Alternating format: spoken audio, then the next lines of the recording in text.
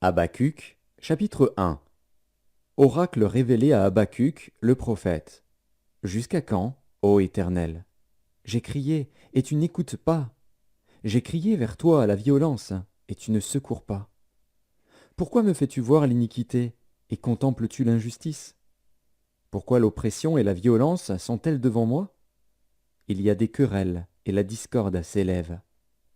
Aussi la loi n'a point de vie, la justice n'a point de force. Car le méchant triomphe du juste, et l'on rend des jugements iniques. Jetez les yeux parmi les nations, regardez, et soyez saisis d'étonnement, d'épouvante.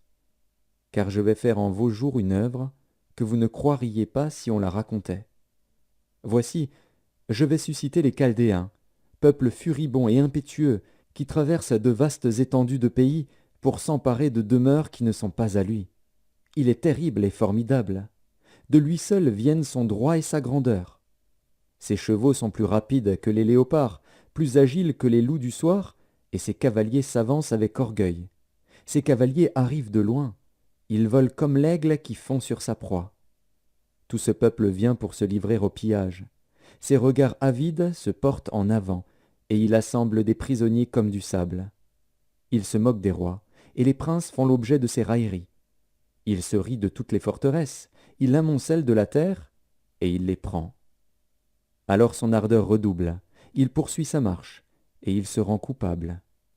Sa force à lui, voilà son Dieu. N'es-tu pas de toute éternité, éternel, mon Dieu, mon Saint? Nous ne mourrons pas. Ô Éternel, tu as établi ce peuple pour exercer tes jugements. Ô mon rocher, tu l'as suscité pour infliger tes châtiments. Tes yeux sont trop purs pour voir le mal, et tu ne peux pas regarder l'iniquité. Pourquoi regarderais-tu les perfides et te tairais-tu quand le méchant dévore celui qui est plus juste que lui? Traiterais-tu l'homme comme les poissons de la mer, comme le reptile qui n'a point de maître? Il les fait tous monter avec l'hameçon, il les attire dans son filet, il les assemble dans ses rets. Aussi est-il dans la joie et dans l'allégresse. C'est pourquoi il sacrifie à son filet, il offre de l'encens à ses rets. Car par eux sa portion est grasse, et sa nourriture succulente. Videra-t-il pour cela son filet, et toujours égorgera-t-il sans pitié les nations? Habacuc, chapitre 2. J'étais à mon poste, et je me tenais sur la tour. Je veillais pour voir ce que l'Éternel me dirait, et ce que je répliquerais après ma plainte. L'Éternel m'adressa la parole, et il dit, « Écris la prophétie, grave-la sur des tables, afin qu'on la lise couramment. Car c'est une prophétie dont le temps est déjà fixé. Elle marche vers son terme, et elle ne mentira pas. Si elle tarde, attends-la, car elle s'accomplira certainement. Voici, son âme s'est enflée, elle n'est pas droite en lui. Mais le juste vivra par sa foi. Pareil à celui qui est ivre et arrogant, l'orgueilleux ne demeure pas tranquille. Il élargit sa bouche comme le séjour des morts, il est insatiable comme la mort. Il attire à lui toutes les nations, il assemble auprès de lui tous les peuples. Ne sera-t-il pas pour tous un sujet de sarcasme, de raillerie et d'énigme? On dira, malheur à celui qui accumule ce qui n'est pas à lui. Jusques à quand? Malheur à celui qui augmente le fardeau de ses dettes. Tes créanciers ne se lèveront-ils pas soudain? Tes oppresseurs ne se réveilleront-ils pas? Et tu deviendras leur proie. Parce que tu as pillé beaucoup de nations, tout le reste des peuples te pillera. Car tu as répandu le sang des hommes, tu as commis des violences dans le pays contre la ville et tous ses habitants. Malheur à celui qui amasse pour sa maison des gains iniques, afin de placer son nid dans un lieu élevé pour se garantir de la main du malheur. C'est l'opprobre de ta maison que tu as résolu, en détruisant des peuples nombreux, et c'est contre toi-même que tu as péché. Car la pierre crie du milieu de la muraille, et le bois qui lie la charpente lui répond. Malheur à celui qui bâtit une ville avec le sang, qui fonde une ville avec l'iniquité. Voici, quand l'Éternel des armées l'a résolu, les peuples travaillent pour le feu, les nations se fatiguent en vain, car la terre sera remplie de la connaissance de la gloire de l'Éternel, comme le fond de la mer par les eaux qui le couvrent. Malheur à celui qui fait boire son prochain, à toi qui verses ton outre et qui l'enivre, afin de voir sa nudité. Tu seras rassasié de honte plus que de gloire. Bois aussi toi-même, et découvre-toi. La coupe de la droite de l'Éternel se tournera vers toi, et l'ignominie souillera ta gloire. Car les violences contre le Liban retomberont sur toi, et les ravages des bêtes t'effrayeront, parce que tu as répandu le sang des hommes, et commis des violences dans le pays, contre la ville et tous ses habitants. À quoi sert une image taillée, pour qu'un ouvrier la taille? À quoi sert une image en fonte et qui enseigne le mensonge, pour que l'ouvrier qui l'a faite place en elle sa confiance, tandis qu'il fabrique des idoles muettes? Malheur à celui qui dit au bois, lève-toi, à une pierre muette, réveille-toi. Donnera-t-elle instruction? Voici, elle est garnie d'or et d'argent, mais il n'y a point en elle un esprit qui l'anime. L'Éternel est dans son saint temple. Que toute la terre fasse silence devant lui. Habacuc, chapitre 3. Prière d'Habacuc, le prophète.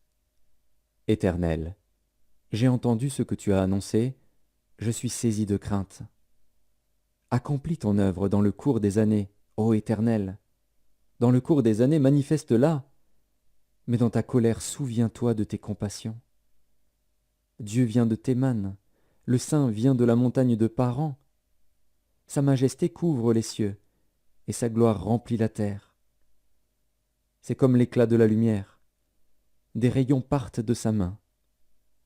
Là réside sa force. Devant lui marche la peste, et la peste est sur ses traces. Il s'arrête, et de l'œil il mesure la terre. Il regarde, et il fait trembler les nations. Les montagnes éternelles se brisent, les collines antiques s'abaissent. Les sentiers d'autrefois s'ouvrent devant lui. Je vois dans la détresse les tentes de l'Éthiopie, et les tentes du pays de Madian sont dans l'épouvante. L'Éternel est-il irrité contre les fleuves? Est-ce contre les fleuves que s'enflamme ta colère? Contre la mer que se répand ta fureur, pour que tu sois monté sur tes chevaux, sur ton char de victoire? Ton arc est mis à nu. Les malédictions sont les traits de ta parole. Tu fends la terre pour donner cours aux fleuves. À ton aspect, les montagnes tremblent, des torrents d'eau se précipitent. L'abîme fait entendre sa voix, il lève ses mains en haut. Le soleil et la lune s'arrêtent dans leur demeure, à la lumière de tes flèches qui partent, à la clarté de ta lance qui brille. Tu parcours la terre dans ta fureur, tu écrases les nations dans ta colère. Tu sors pour délivrer ton peuple, pour délivrer ton oint. Tu brises le faîte de la maison du méchant, tu la détruis de fond en comble. Tu perces de tes traits la tête de ses chefs, qui se précipitent comme la tempête pour me disperser, poussant des cris de joie, comme s'ils dévoraient déjà le malheureux dans leur repère. Avec tes chevaux tu foules la mer, la boue des grandes eaux. J'ai entendu, et mes entrailles sont émues. À cette voix, mes lèvres frémissent, mes os se consument, et mes genoux chancellent. En silence je dois attendre le jour de la détresse, le jour où l'oppresseur marchera contre le peuple. Car le figuier ne fleurira pas, la vigne ne produira rien, le fruit de l'olivier manquera, les champs ne donneront pas de nourriture. Les brebis disparaîtront du pâturage, et il n'y aura plus de bœufs dans les étables. Toutefois, je veux me réjouir en l'Éternel, je veux me réjouir dans le Dieu de mon salut. L'Éternel, le Seigneur, est ma force. Il rend mes pieds semblables à ceux des biches, et il me fait marcher sur mes lieux élevés. Au chef des chantres, avec instrument à cordes,